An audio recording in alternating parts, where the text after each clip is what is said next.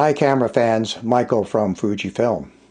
This will be the last from the Workbench episode for the year 2020. And here we are in the middle of December, so I thought I'd wear some little bit of holiday color for you, which is in keeping with what this episode's going to be about. I thought instead of discussing menus and buttons and all that, I'd give you a creative challenge to help better your vision, so putting all those menus and buttons to work. And this particular thing that I'm going to suggest is something you can only do at this time of year, in the month of December and very early January. I'm talking about shooting portraits of holiday decorations. Notice I said of, not portraits with holiday decorations, because there won't be any people in the images that I suggest you capture. Portraits of holiday decorations. Now this is just going to be you and a camera going out, so it's very easy for you to maintain social distance and stay healthy. Of course, all of this will be weather permitting, but remember to bundle up and stay warm. And what I'm talking about is going out into the city, the neighborhoods, your suburbs, wherever you may live, explore the storefronts and people's houses or apartment buildings, and instead of looking at the entire thing en masse and just holding up your cell phone and taking a snapshot like everybody else can do, what instead you want to do is start looking at smaller sections of the overall tableau. Smaller sections, narrow your vision down, maybe to just a single particular tree branch or just a part of somebody's front yard. And what you're going to do is create a portrait of that particular element, highlight that particular element with the foreground and background properly aligned in a way to complement it the best and choose the best kind of selective focus. Think about it. This is what you do when you shoot a portrait of a person. You want to bring out the best of somebody's looks, okay?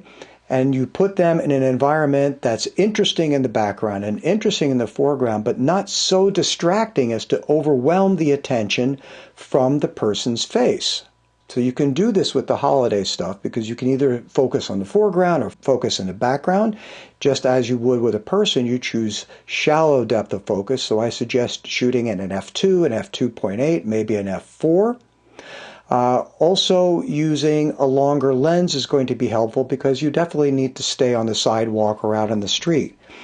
All of these images that I'm showing you I did with the Fujifilm X-S10 and the XF50 to 140 2.8 lens.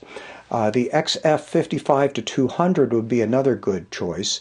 I did bring along with me the 1.4 teleconverter and used it once in a while.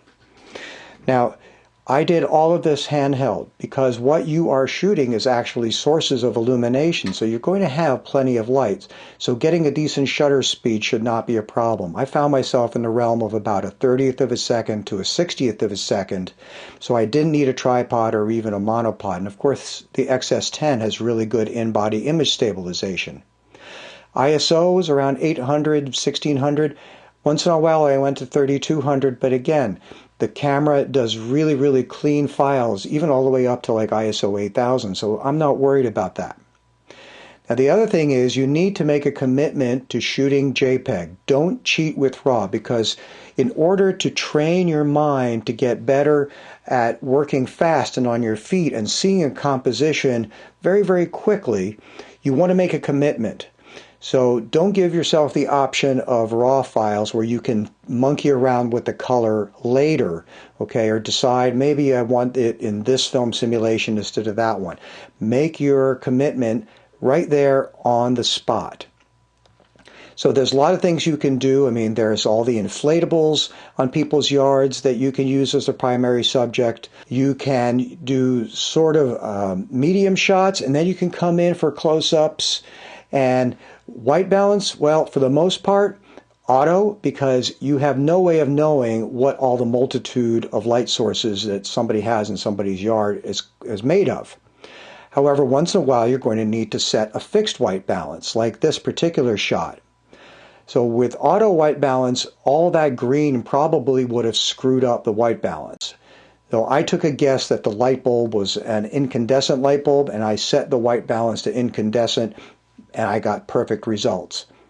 So you want to move yourself around from left to right, get a little higher, a little lower, find yourself different juxtapositions of the primary subject with things in the background. Sometimes you're going to use something to block something that might be distracting. And basically, this is all about having fun, but think about, okay, I want to make art out of mayhem. All right? Lastly, we all know the year 2020 was quite challenging in many, many ways, but we appreciate all the support you've given Fujifilm North America for the last 12 months. And I promise you that in the year 2021, we will work at our hardest every day to continue to earn your trust. Thanks very much. Have a happy new year.